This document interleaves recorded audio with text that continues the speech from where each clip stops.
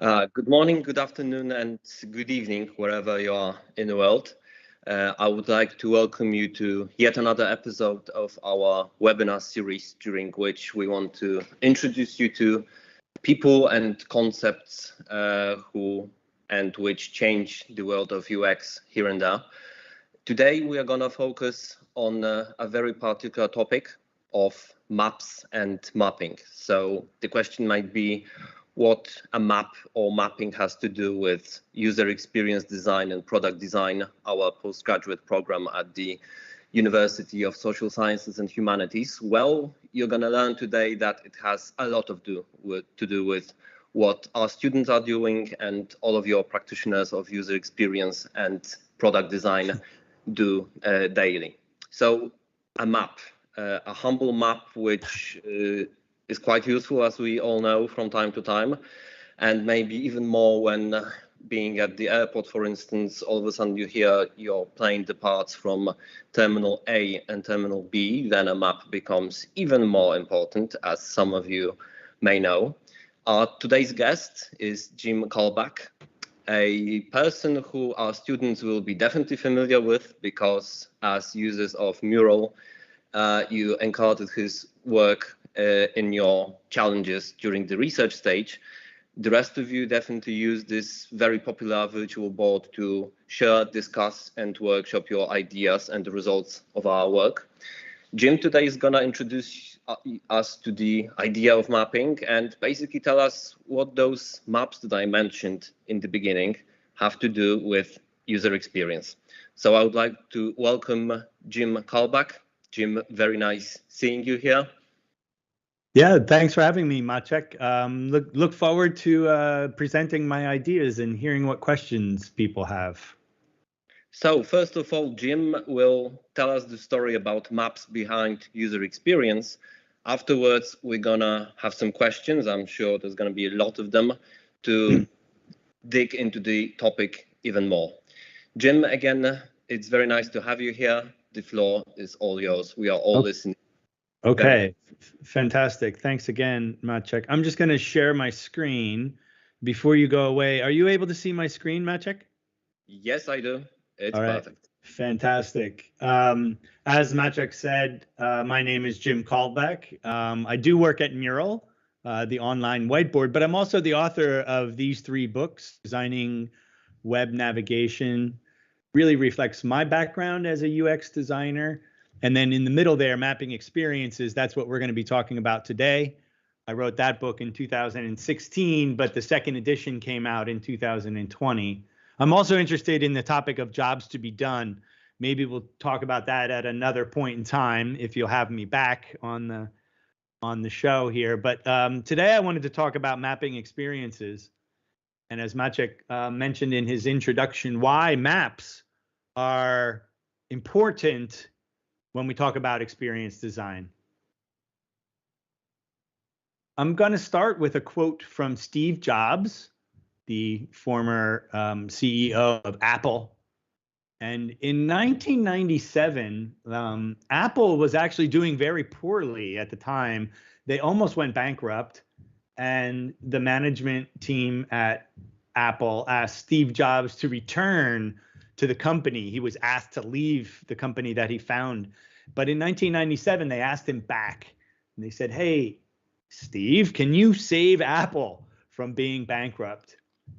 And in a town hall meeting, in a meeting with the whole company in front of him, he answered one of the questions like this. He said, you've got to start with the customer experience and work back toward the technology, not the other way around. There's a YouTube video of him saying that, if you don't believe me. I've listened to it many times and got those exact words there. Start with the experience, work back towards the technology, not the other way around. And I think at that time in 1997, there was this kind of awakening or an awareness that experience was really important, user experience and customer experience. Not necessarily because Steve Jobs said that, but there was this kind of feeling at the time, particularly in Silicon Valley, but elsewhere as well too, that we need to think differently about the people that we serve. And what Steve Jobs is saying with this quote is he's actually going to change the equation for doing business, right? It's the opposite. Instead of starting with the technology and seeing how you can sell that, he's saying, no, no, no, let's start with the customer experience and then figure out what technology we need. So there's this reversal of thinking. Start with the experience, work back towards the technology. And that's really important. And I think it's really important for us because to some degree, that's why we're here. We all believe that user experience and user experience design drives business growth. And that's a term I wish more UX people would use, that you drive business growth.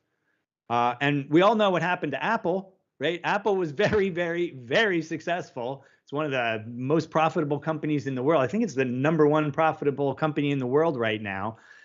And key to it, I believe, key to Apple's success is hidden in this statement here, that the focus was not on themselves and not on their technology, but on the customer experience, right? So that's what we're doing. We're trying to change the world, and don't think anything less of the work that you do. But it brings up a really important question. What do we mean when we say the word experience? You're in a program called user experience design right now, and we need to understand this fuzzy concept. It's a term, even in English, it's hard to define what an experience is. And I urge you to try to do that for yourselves if you haven't done that already. What do we mean when we say experience? When we say user experience, what do we actually mean when we're saying that? Because here's the problem. Human experiences are very broad. There's a lot of variables at play. There's no beginning or end to an experience, right? I experience my life. There's no beginning or end to it. I have emotions, thoughts, and feelings and actions and all kinds of things that are happening to me all at once. So how can we as experience designers, how can we say, yes, we're going to understand the experience? And if we listen to Steve Jobs, that's our imperative. Our imperative is start with the experience, work back towards the technology, right? So if the word experience is hard to understand and define, not just for yourself, but for everybody around you, because you have to remember, as a user experience designer, you don't work alone. You work with a team, and that team is inside of a department, inside of an organization. And it doesn't matter if you understand the word experience. And one way that I have found, this is something I discovered over a decade ago, that when we're trying to talk about the word experience and trying to understand it, one of the best ways to do that is to create a diagram or a map, as Maciek said, to help you get from wherever you are to your terminal. We can think about a map in the same way, that we want to start with the experience, work back towards the technology, and I need to get everybody around me to understand what I mean when I say experience. What do? I draw it out. I map it out. And this is something that has been a key part of experience design. There's other parts too, research, personas, requirement writing, prototyping. That's all great, and you should learn all of that in user experience design. But I think a core technique to understand the word experience and understand what the user experience is to diagram it out. This is an example of an experience of going to the doctor. In this case, it's going to the eye doctor, right? And what you have at the top part of it here in that kind of pink and purple section, those are the actions, thoughts, and feelings that the patient goes through. And then down at the bottom, that's what the doctor's office has to do to provide that experience or to provide that service. So when we talk about mapping experiences, it's really just a snapshot. It's not the experience. The experience is something that the person owns. It's something they perceive in their mind, right? And like I said, it has many, many variables, and it doesn't have a beginning or end. But in order for us to start with the experience and work back towards the technology, we need a way to think about it. And that way, again, is to diagram it out. But then what we do is we leave a lot out. So the top part of this diagram really just shows some key steps. You go to the doctor, you meet with the technician, you wait for the doctor, you meet with the tech again, you get instructions, and then you go home, right? There's a couple of thoughts there too. in those bubbles. And then we can see this curved line that shows the anxiety level and the distraction level. So there's some emotions there as well too. That's not the person's experience. It's a very, very reduced version of the experience, right? And why does it begin there and not go further to the left? And why doesn't it go further to the right? Because my human experience goes much further to the right and to the left here. Basically, by definition, we create this snapshot. It's like taking just a photo, right? It's framed in time, and then it only has a little bit of information there. So it's an abstraction of the experience, but it's a very, very useful abstraction of the experience, because what I can do as an organization, or whoever you're working for, you're trying to create a user experience, you can then map back what you do in the bottom part of this diagram. You can see how that aligns to the snapshot of the experience. And this has become a very key practice in experience design, not only so that you can understand the experience, but so that everybody else around you can understand the experience. I'm going to talk more about that later on. But what I want to do for most of my talk is I want to talk about a general process for mapping, right? I'm not going to talk about a specific type of a diagram. And if you Google terms, you'll find things like customer journey map. You'll find experience map. You'll find service blueprints out there. There's mental model diagrams and workflow diagrams and many, many different types of diagrams. I'm not going to talk about the differences between them. What I want to talk about is, regardless of what you're actually creating, what are the core steps that you have to go through? And I've reduced it down to these 4 steps. Initiate, number 1. Investigate, number 2, that's doing research. And number 3 is making the diagram. And then number 4, I call that align. And what I really mean there is making it actionable. As I mentioned, it's not good enough that you understand the experience. You have to get everybody around you to understand it as well too, and align to the experience. That's the 4th step there. So what I'm going to do now is go through each one of these very quickly.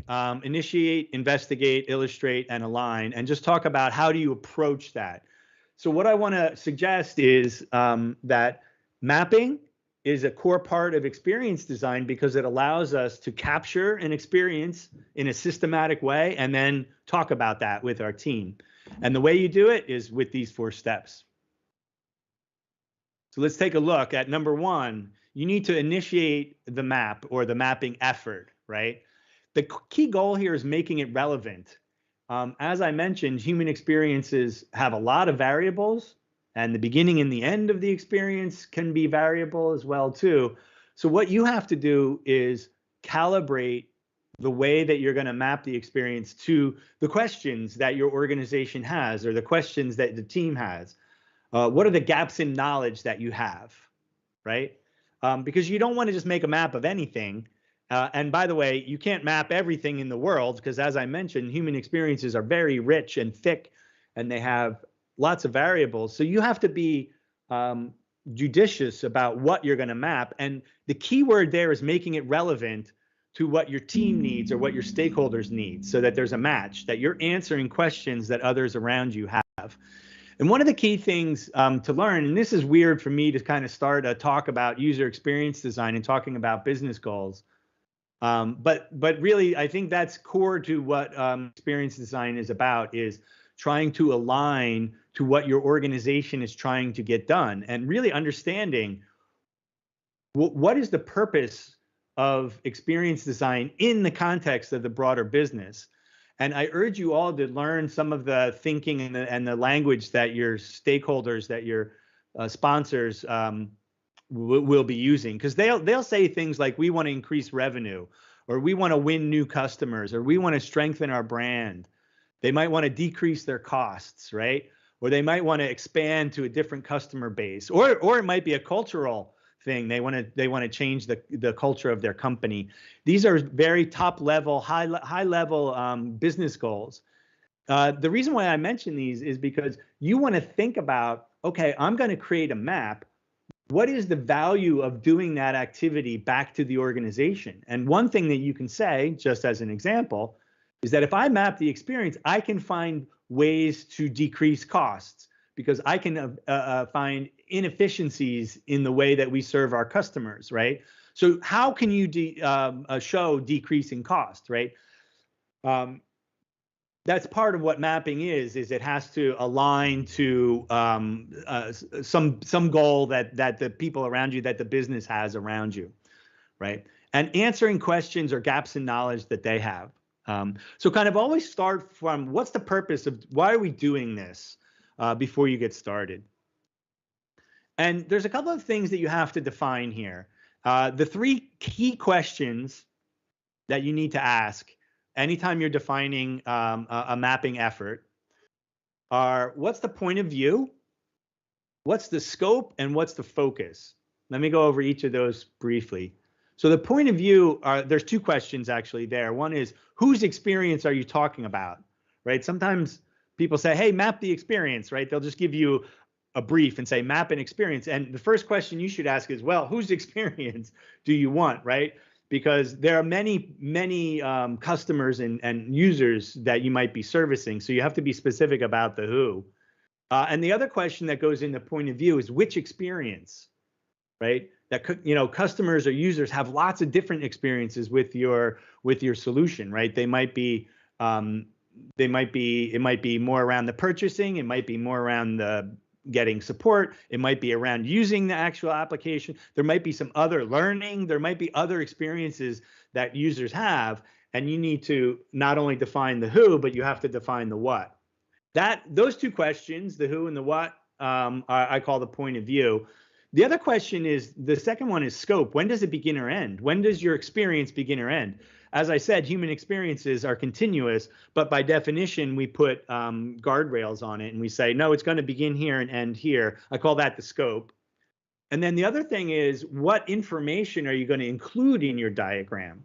And I call that the focus. So you need to answer whose experience and which experiences to get the point of view.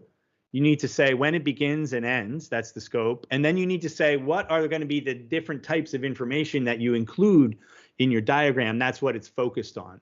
And there's no right or wrong answers here. This is the thing. You as the map maker have to define all of these things. And that's what I talk about in my book, and I give help there. I'm not going to go into each of these more here.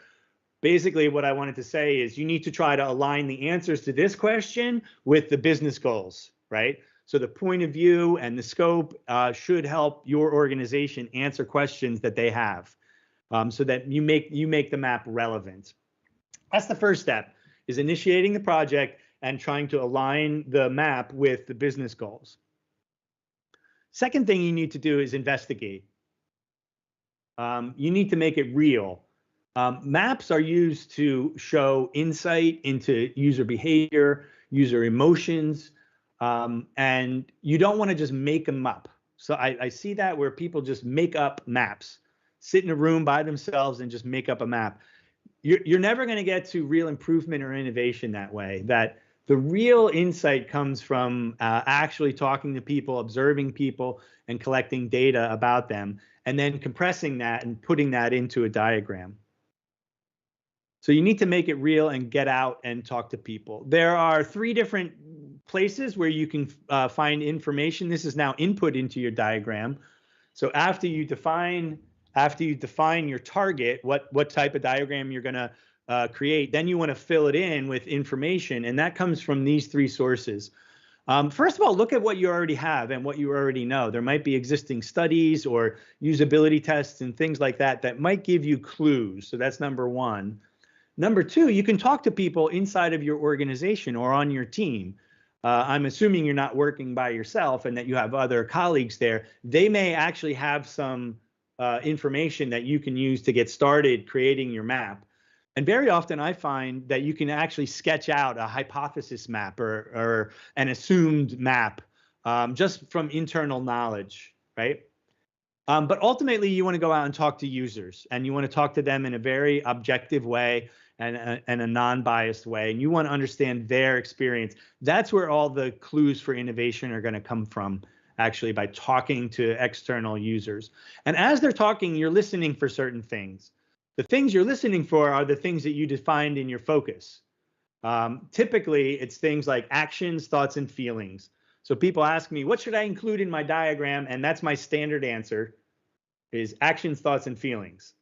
So for me, most experience maps, include some representation of the things that people are doing, their actions, the things they're thinking, and the things that they're feeling. There might be other dimensions that you want to bring in there as well too, like effort. How hard is it for them to interact with you?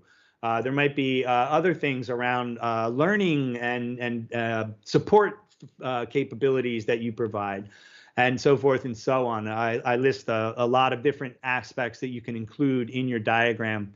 But that's what you're listening for. When you're interviewing them, I'm on step number 3 here. When you're interviewing them, you're listening. Is that an action, a thought, or a feeling? Is that another dimension that I need to put into my diagram? And as you're listening, what you're doing is kind of summarizing things and boiling it down, as we say in English. You're trying to reduce it to what's the pattern? What's the key pattern that we see there? Because as I said, a diagram, it's not the experience, it's a representation of the experience. That's something very important to understand, that if I go to talk to 10 different people, they're going to have 10 different experiences. How can I possibly map that? Well, the answer is, what are the patterns that you see, right? That you'll find that certain themes recur. They happen over and over again. And really a map, when you think of a map of an experience, it's really a map of the key patterns that you observed. And let's be very clear about that. It's more or less the average of what you heard. It's not everybody's. You don't tell 10 different stories. You tell one story that really reflects the strong patterns that you heard. So UX designers are really pattern observers, right? And that's what UX designers do really well. We see patterns in human behavior, things that happen over and over again. Oh, this is a common behavior that I see over and over again. That's what you then include with your map. How do you understand those patterns? You got to go out and talk to people and investigate. So the first thing you want to do is initiate your mapping effort and align with the business goals. The next thing you want to do is you want to then align with the users and go out and talk to them and bring in information that represents the major patterns that you see. The third thing you want to do is you want to make it visual.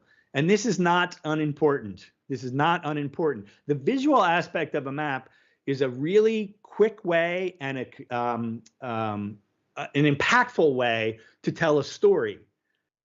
You could go out and talk to 10 users and write a written report, right? Let's say you make a 20-page document, which isn't a bad thing to do. In fact, I encourage you to do that, to create documents of what you heard. The problem is the people around you may or may not have the time or the energy to actually read everything that you write as a text document. By putting a map up in front of people, you present them with a lot of information in a compelling way, in a way that people say, oh, tell me more about that. And they lean into it. And that's what you want. You want people to lean into your work as a UX designer, right? Not lean away from it. So the same information as a 20-page text document doesn't have the same appeal, and it doesn't have the same effect on your team than a diagram does. So diagrams are really important as a storytelling mechanism. But here's the thing, you don't have to be a graphic designer and you don't have to be an artist. It's not about artistic ability. Creating a map is not about artistic ability. Creating a map is about storytelling, right? Because you're the one that went out and talked to the users. What you have to do is find the most important things to them, the patterns, and come back and tell that in a story that makes sense. It's not about graphic design. Here's an example of Starbucks. And in America, Starbucks is a very popular coffee chain. I don't know if you have them there in Poland yet. They seem to be taking over the world at this point in time. You find them in London, elsewhere in the world. But Starbucks is a big coffee cafe chain. And the creator of this map really, and I know you can't read that. That's okay, because the point I want to make here is that creating a map can be very simplistic. It doesn't have to be highly artistic. It can be just a couple points of information. And basically all they're showing here is those circles on the diagram there. Those are positive and negative aspects, right? So you walk into a coffee shop and you smell coffee. That's a positive thing. That's up at the top. But then you got to wait in line for 10 minutes because there's a long line at the cash register. That's a negative thing. So they're basically just showing what are the positive and the negative aspects. Everything down below, all that text, those are all the steps that the people at the cafe have to take in order to deliver a cappuccino or cup of coffee, right? So the top half really is a very, very reduced snapshot of the experience. And then down below is everything that the organization does to provide that experience. Is this an experience map? Yeah, this is an experience map. It doesn't have to have every piece of information in the world in there, and it also doesn't have to be a piece of art. Basically, all you need to be able to do is have a conversation. You need to be able to present this to your team and to your stakeholders to be able to make a point and to have a conversation around it. This is enough to have a conversation. In fact, this is enough to have a conversation. I work at a startup right now. I can walk into a meeting with sticky notes, and that's fine. It doesn't have to be that formal, right? So is this a map of an experience? Yeah, this is also a map of an experience. It's very low fidelity. So we can talk about high fidelity, very polished and graphic design, but this is a low fidelity example of an experience map. And you know what? There's a time and a place for low fidelity. And sometimes that's really good because you get people to lean into it and start asking you more questions about it. And then they start moving things around as well, too. So you start engaging people. And to some degree, this is a more engaging map than one that's highly polished and designed. But there are other times where you do need something to look a lot more presentable, right? So this is a great example of an experience map. And one reason why I show this is because this was done by students at the University of Toronto. I'm loosely associated with the user experience design program there. And every year, the students then do an experience map as part of their student project. This was done by students, how to go to Chinatown in Toronto. I thought it was a particularly good storytelling diagram here. And you can see at the top, you have a chronology, get inspired, research, go to Chinatown, explore Chinatown, document and review. And then you have all of the actions there along the top. And the thoughts and emotions, they actually represented graphically, right? So there's a few thoughts there in the speech bubbles or the thought bubbles coming off the heads. And then they have the little smiley faces or frowny faces in there too. But then they had this little graphic area in the middle to make it interesting. This is something that I want to look at, that I want to know more about, right? They also talk about the pain points and the opportunity down at the bottom half of the diagram, right? So you get this chronology moving from left to right. Right. So that's the scope. I was talking about that in the first one is where does it begin? It begins by getting inspired. Where does it end? When you document and review. Does the human being continue to live after that? Yes, but we're not talking about that. We scoped it to just that. And then the rows are the focus, the actions, thoughts, and feelings, the touch points, the pain points, and the opportunities. So they defined what this map was to be. Then they went out and made observations and filled it in. And then they made it look really nice, right? Again, that's not a bad thing to make it look really nice, and I encourage you to do that. What I want to point out, though, is you don't have to in all cases. It can just be something that's low fidelity, because ultimately what you want to do is have a conversation. And that's the last point I want to make here, is that you want to make a map actionable. Here's one of the biggest mistakes that I see when people are mapping experiences. They place too much emphasis on the map, the noun, the thing, right? And not enough on the mapping or the verb or the actions. Because I see the purpose of an experience map is to have a conversation, right? It's to get the people around you to do things with you to understand the experience. It's really a collaboration tool. Ultimately, when you think about a map, it's a way to bring others into understanding what an experience is. As experience designers, you have a lot of advantages. First of all, you've engaged with this concept of what is an experience, what is a human experience. Other people around you might not have even thought about that before.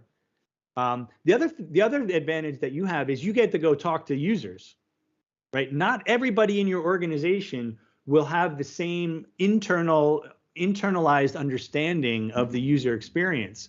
So what you have to do, like an ethnographer, is you have to go out and observe the users and then bring that story back in and have a conversation about it. Again, the best way to do that, I think, is to create a map. But it doesn't end there. It doesn't end there. And here's the big point here is that you're not just a map maker. You don't just define a map and create it and make it look good. you then have to facilitate a conversation. You also have to engage people in the conversation. This is 50% of mapping is leading these conversations. So this is what mapping experience, the verb, looks like to me. It's giving people pens and dots and sticky notes and having them stand up and having the conversations around it, because no answers are magically going to pop off of your map. You don't just put up a map and everybody goes, oh, now we know exactly what to do. You have to work to get to that conclusion together. And that comes through conversations. So I always make a workshop part of my mapping efforts, right? And things that you can do specifically is you can say, okay, here's the experience. How well do we do? How well do we serve people? And in this example, I had 2 different teams give grades to their own organization for how well they supported people at this same point in the journey, in the experience. And these 2 different groups came up with 2 different numbers on a scale of 1 to 6. It was like, wait a minute, these people thought we did really well and these people thought we did really bad. Let's have a conversation about that. And that's the key word here, is coming up with activities, not just a map, but come up with activities that help you have conversations, right? The final point I want to make before we go into questions, we're going to get them through the internal hurdles that you very often face, right? So don't end your mapping workshops with just a wall full of sticky notes. I've done this before. In fact, this is a photo from one of my workshops. We said, hey, great, we did a mapping exercise and we came up with all these ideas. That doesn't matter. I can give, you want ideas? I can give anybody ideas. No organization that I've ever worked with has the problem of the lack of ideas. A lack of ideas is not a problem that organizations have. The problem organizations have are focus. Which ones should we pick to move forward? And that's what your business stakeholders are going to want to see. So what you need to do is you need to take that sticky note and develop it. This is where prototyping and storyboarding come into play. So you can have the ideas like we did over there on the left, but what's the storyboard of that, right? What does that look like?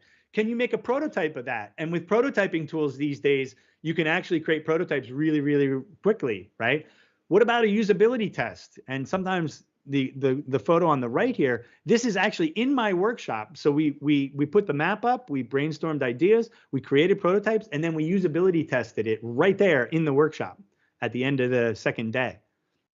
So you need to evaluate the concepts, because what you need to be able to do is you need to be able to give your stakeholders very, very concrete information about how to fix the experience, right? How to fix the experience. So the mapping process looks like this, just to review again. Number 1, you need to initiate the mapping process and frame the effort in a way that makes sense to your stakeholders and makes it relevant. So you want to make it relevant to the questions that your organization has. Next thing you want to do, step number 2, is investigate. You need to go out and do research so that it's real. It's based on valid, real-world observations. The third thing you want to do is illustrate it and make it visual, because a visual diagram will have a different impact than a written report. Key there is it doesn't have to be artistic. It can be low fidelity. So don't always think you have to make it look good. There are cases where it can be simple, and that might even be better because you invite conversation into it if it's lower fidelity, in my experience. And the reason why you want it to be inviting for a conversation is step 4, is you need to align your team, right? Think of mapping as a collaboration process and think about the verb of mapping. In fact, you can involve your stakeholders in all of these steps, right? Bring them out to interviews with you. Have them start sketching the map out with you. Often what comes out of mapping experiences is it's hard to recognize that it's innovation in that moment. It's, hey, we came up with an improvement. I don't know, is this big? I don't know yet. So it's a process, basically, is what I'm trying to say. And that's why I have all these arrows and things here, is that there is a mapping process and it needs to engage and involve as many people as possible. So I see we still have some time for questions. That was basically my overview here, Maciek. I know that it was a lot of information very, very quickly, but I think my goal was to rather show you the beginning, middle, and end rather than go into any detail in any of those things. But I'm happy to stop now and take any questions. Thank you, Jim. Some great gems in what you were saying about maps. I personally have several questions, and to our audience, if you have anything to ask you, Jim, use the chat available in YouTube.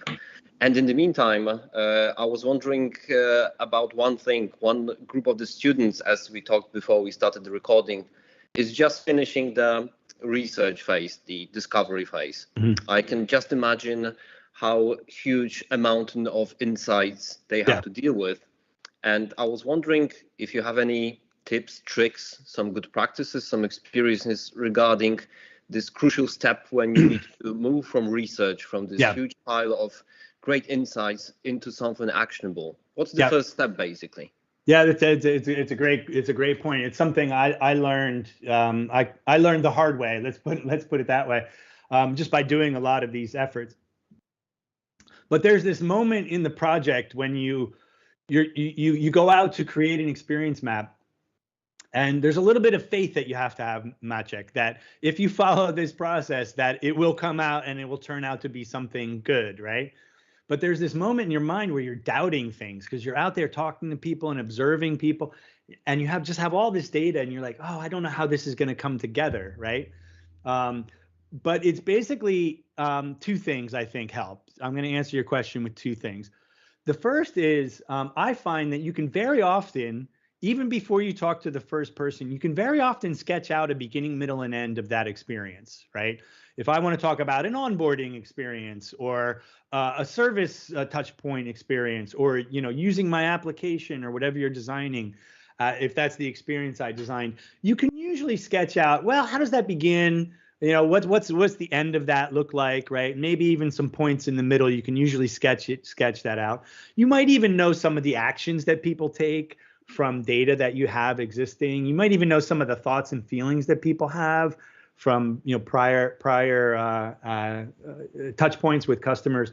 So what I like to do before I even start doing any observations is I actually create what I call a hypothesis map, which is just based on my own knowledge or your team's knowledge. What's the beginning, middle, and end look like? The reason why I do that, Maciek, is because that helps me then sort the information as I listen to it or as it comes back, right? I can start saying, oh, that's more beginning stuff, that's middle stuff, that's the end, right? And you can use that as a way to filter all of the information that you have coming in, right? So just sketch things out before you actually go out into the field and do more research. The other thing is to have faith that if you from the bottom up, if you just start observing patterns, right? Let me just give you an example. So when you're onboarding people, new users coming into your application, right? There might be a certain point where a lot of people are confused, right? They don't understand a functionality, or they don't understand what they're supposed to do because they don't understand the domain. You might find that in your research because you heard it over and over again. You talked to 10 people, and the first person, confused at this step. The next person is, frustrated at this step. It's about building it up from the bottom up. We call that actually grounded theory, Maciek, building it up. And the thing about grounded theory is even you as the researcher, you don't know where you're going to end up, right? So you just have to have a little bit of faith that if you start putting these patterns down, that they'll start adding up into an overall story. So have some faith is the other one. Start with a hypothesis map and then have faith. Cool. Thanks for that, Jim. I can see a very good question from our audience, which I can definitely ask myself. And it appears in many different topics related to UX, but I suppose it's particularly important when it comes to mapping. How do you actually make such workshops, such actions, exercises, however we call it, meaningful for those who are not actually participating in it? Namely, I can remember one situation from my professional life when we conducted such exercises for quite a long time in our client's office. And after several days, our client's comment was, well, you messed up my wall, basically, with just sticky notes. What's the point of doing it? So how do you actually make it not only look, but actually be actionable, as you said yourself, and meaningful to the final recipient? Yeah, great question. I've been in those situations as well too. And when I reflect back on those situations where, I did a mapping effort and then a workshop, and it wasn't that meaningful.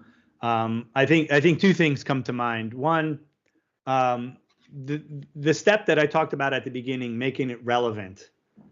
I think that that's the important thing, and that's also one of the places where I see people go wrong. When I wrote my book in 2016, customer journey maps were just kind of catching on, and user journeys and experience maps, right? And nobody was really asking for these things at back then in 2014, let's say, almost a decade ago. But now people are asking for them, and you find companies, agencies that actually offer those. And I think there's a symptom now that people just assume that a map will solve or will answer any question that they have, right? So what are you going to do? We're going to create a journey map, Maciek. Of course, we're going to create a journey map. But the question is, wait, do you need a journey? Is that what you need, right? And second question is, how do you make that relevant to the gaps in knowledge that you have, right? So if you end up at the end of a workshop and you didn't answer your stakeholders' questions, that means you didn't align your mapping effort with the open questions that they have, right? Any business, here's the thing, any business is trying to grow. Almost by definition, a business tries to grow, right? At least in capitalistic systems, or even not in capitalistic systems. Organizations have to grow just to stay even these days, right? So there's always a question that the business has: how can we grow? Whether it's brand reputation, whether it's reducing costs, whether it's getting more customers, moving into different countries or different markets, there's some question around growth that an organization has. And that's why I said I think UX designers need to use the word growth a lot more, Maciek. Because what you want to do is you want to sit down to your stakeholder and say, I can help you grow your business. Tell me how you want to grow and what questions you have around it. If you can align the mapping effort to their growth questions, you're not going to have the end isn't going to be as you described it, where they say no, because you're going to give them you're going to show them some of the answers, right? Mm-hmm. So that's one part of my answer. My other part of my answer is make sure you have the right people involved in that working session, right? When you're actually actively talking about the experience map and trying to do things with it, have a range of people there. Bring somebody from marketing, engineering, bring a business stakeholder, people who have money and budgets and things like that, and try to get a mix of people there. Because part of it's not just about coming up with an idea on a sticky note that's going to answer their question. It's also about empathy and empathy for the user. And if you do that together, then you have a shared reference. The team actually has a shared reference. They remember it. Oh yeah, we talked about the onboarding experience with Maciek, and we know that there are these problems, but they remember that experience that they had as well too, and also empathizing with the user. Exactly, great. I can see Anna is asking a very good question. I suppose she was just attending one of the classes that we are conducting regarding mapping experiences. She is asking about an empathy map. Is it an experience map? Is it a customer journey map? And I suppose we can also answer the question, what kind of type of map or canvas can we use? There are so many of them on the internet available, and what to choose basically. Yeah, that's a good question. I don't see an empathy map as an experience map, primarily because it doesn't have a chronology. So I put up the question at the beginning of my presentation, Maciek, and I said, what is an experience? I didn't answer that myself, although I have some ways that I think about it. Basically, my definition of an experience is sum of all of the actions, thoughts, and feelings that an individual has when they interact with a service over time. And over time means it's not just one.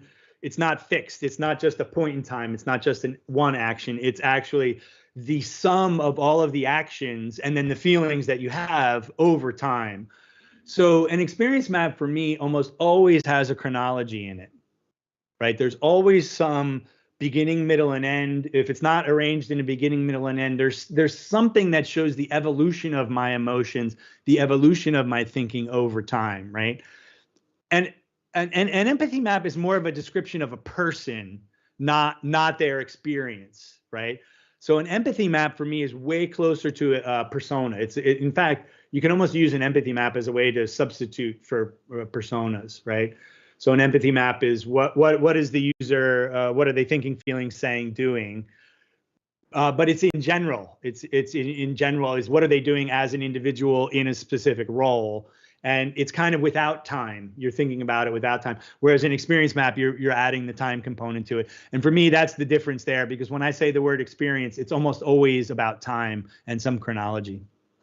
You have the second part of your question was there's a lot of maps out there. I mean, that's kind of why I wrote Mapping Experiences, the book, to help people sort out different maps that you can use. Oh, you know what? I have a picture. Hold on a sec. I was just looking at this yesterday. This is the book. I don't. Do folks have it, Maciek? Did the people on the call buy the book? Okay. Yes, they do. They have it available in the library, and I'm sure it appears in classes during the program. I'm going to look quickly for one diagram. So this is the second edition of the book, and which means I updated it. And I added a diagram in the book, and I'm going to show this at the camera right now too. But basically, I was trying to show the different range of maps and the questions that you want to. The two questions are how narrow or how broad do you have to go? Sometimes you're like, what's the brand experience of somebody interacting with my brand? That's a very broad question, right? As opposed to how do people log into my application? That's a very narrow question, right? And then there's also, we can also look at it as solution independent, that there's mapping techniques that don't look at interacting with me, but are solution independent, right? Just what are the people doing in the world? So what I did was I mapped a bunch of different types of diagrams along narrow versus broad and solution dependent or independent. Here, this diagram, it's on page 129. If you guys can see that diagram, there you go. The reason why I made that map and why I'm showing it now, Maciek, is because I get that question all the time. Which map should I use, right? And it depends on what your situation is. Are you solving a very narrow problem? Is that problem related to your application? Or are you solving a very narrow problem and you want to find out in general, is it more strategic? You just want to see it broadly.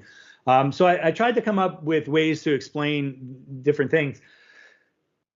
Here's the thing, there's lots of tools out there. I mean, that's why you have a field of study called experience design, right? Is because there's personas and empathy maps and customer journeys and user journeys and mapping experience maps and workflow diagrams and mental model diagrams. And there's all these tools that are out there, right, Maciek?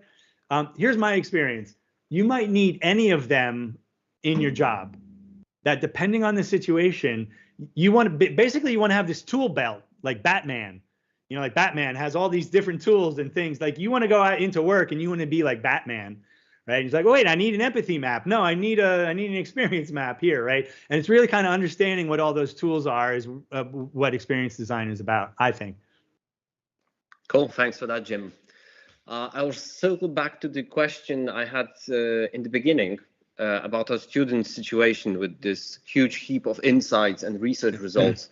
Miron asked a question about being stuck when doing a mapping exercise. I can imagine that due to the sheer number of insights, information that you want to map, it's quite easy to get stuck at some point. What to do then, basically? Yeah. What I always think about is what are you going to use the map for? And think about those conversations, right? Here's my rule of thumb. My rule of thumb is to go for clarity over comprehension or accuracy. And I'm not saying comprehension. In comprehension, I mean including everything, and accuracy, I mean, you know, is it valid or not? I'm not saying those are unimportant. They're very important. You want the map to be as valid and as accurate as possible, right? But remember, you're telling a story to other people, right? And I would rather have clarity. If I had a choice, if I got stuck, I want both. I want clarity and validity, right? I want clarity and accuracy, right? But if I get stuck and I have to have a choice, go for clarity. And what I mean by that is in order for you to move your project forward, make an assumption, make a hypothesis that will help you move forward, right? You can always come back to it and validate it later. But if you're really, really stuck, just remember, oh, I'm going into a workshop with stakeholders next week and I need to tell this story, right? What do I need to do to tell that story, right? Rather than being stuck on the data points, right? Because ultimately that's what you're doing. Again, I'm not saying don't be accurate. Don't get me wrong. I'm not saying don't be accurate. What I'm saying is if you get stuck, go for clarity in your message to get you unstuck. Mm-hmm. That's a very good point. I definitely agree that Yeah. the experience mapping or experience map is definitely the place you can use a hypothesis to move you forward. Exactly. Well, here's the thing, and I mentioned this at the very beginning. Remember, it's not the experience. It's a reduced version of the experience anyway. And it's already biased by you, the researcher. You're already bringing bias into it. It's biased by the organization because they told you what goals they have, right? So it's not the real world. It's a representation of the real world, right? And just remember that, right? That you're already leaving out way more than you're including, right? Because a human experience, think about just this talk, all of the experiences you had during this talk, and say, hey, we're going to map that. It's almost arrogant, Maciek, to say that. I'm going to map the human experience. No, you're not. You're reducing something that has 1,000 variables down to 3 on a two-dimensional piece of paper, right? So it already is highly reduced and it's highly inaccurate as well, right? Because it's not the real world, it's a representation of the real world. But the message that tells is really important. So if you're trying to get to your gate in an airport, right? You want to see where you are and where the gate is, right? You don't want to know what the floor is made out of or where the electrical wires go overhead. There's maps of the airport that show that. You would just want to know very specific information. How do I get to my gate? Not where's the plumbing in the airport, right? So you have to be very careful about what story you're going to tell, and there's different ways to tell the story, if that makes sense, right? Exactly. Yeah. We've got time for one additional question from our audience, and in the meantime, I want to follow up on one thing that you just said, the representation. We agree that a map, be it an experience map or a city map, is an abstraction. A map is not basically a territory, as the old adage says. How do you define the level of abstraction you use when conducting a mapping exercise or creating a map of experience? It's a good question. I find that there's very often different levels of abstraction, and I put it into 3 different categories. The one level is kind of the backstage level, which is as the map maker, that's your level of detail, which is everything. This is where you're struggling with all the data and you're trying to put it into different buckets and you're trying to find all these patterns, and it might be messy and it might be big. Like you might have a lot of information in there because as the person that did the research, you just have a lot of stories to tell, right? And very often, depending on what program you're using, I mean, you might use Mural, you might use an Excel sheet, whatever data collection you're using, right? It's going to be lots of information and very, very detailed. That's for you and the team backstage, right? But then there's probably going to be another level of detail, which is a little bit cleaner and a little bit more streamlined, but it's going to be very rich. And I call that the workshop level of detail. Because if you do hold a workshop with your stakeholders, you want to have enough that you can have a 2-hour or 4-hour. I've done day-long workshops, right? So you need to bring in a lot of data, right? But not as much as your backstage data. And then the other level is kind of the executive view. That's like, how do you get this into a PowerPoint slide, right? Which might just have the chronology and actions, thoughts, and feelings, and then a couple of key points or something like that. That all comes from the same source, right? So I typically find if you start with the big set of data for yourself, you can usually then generate a middle set and then a very lighter set as well too. But you usually need those 3 levels of detail. Cool. We've got one last question from Mirum, a very interesting one, because I agree that when we are thinking about maps, we think about visual representations, roads, footpaths, cities, lakes, etc. Miriam is asking about language. What is the proper language to be used when doing the mapping exercise? Something more to the point, something more descriptive? What's your opinion? I find if it is a two-dimensional representation that has a beginning, middle, and end, the chronology that I talked about, very often it's rows of information or some kind of stacking of information. I find that you're very often motivated to be as concise as possible, and you tend to use language that is highly reductive, right? You could even go back to that, I showed that map of the visiting Chinatown in Toronto, right? And I don't know if you noticed this, Maciek, but every one of the bullet points, so they had a row at the top, it said action. Every one of those bullet points fit onto a single line. Not once did it wrap around. That's because they sat there and they thought about, okay, I want to list this step. They had 4 steps they had to list, and they wanted to list one. What's a way that I can say that one thing without wrapping around? That they thought very, very, very hard about the language that they're using, and they reduced it. So typically when you create a map like that, you're motivated to use very short phrases and single words so that it looks clean. And I don't think that's unimportant, because then you can scan right across, right? The problem there is you leave out a lot of detail. You're leaving out a lot of detail in order to do that. And this is where I say go for clarity over comprehension. The map that's clear is going to be better than one that has more detail but is harder to access. You might want to capture that in a separate document. And I mentioned at the beginning that you might want to create a text document. And I was kind of comparing the text document to the map. I very often do both at the same time. So I'll create a map, and then there's an accompanying document that has more detail in it. But you might not need all of that detail. You might go over to the map and find a spot in the diagram that you want to talk about, and then somebody will say, well, tell me more about that. And you say, well, I have it right over here in the document as well too. So you also need different formats, right? You're going to need a single piece of paper, 2-dimensional, fits on one page map, but you might also need some text as well too. And that text can be storytelling. Like you could literally tell stories in there as well too. So basically 3 keywords: clarity, the storytelling, as you just mentioned, and purpose. What's the purpose of the thing we are doing? I'm going to add another keyword. I agree with you, Maciek. I'm going to add another one, and that is collaboration. Bringing other people, or conversation, whichever word you want to use, bringing people into the conversation. Cool. Great.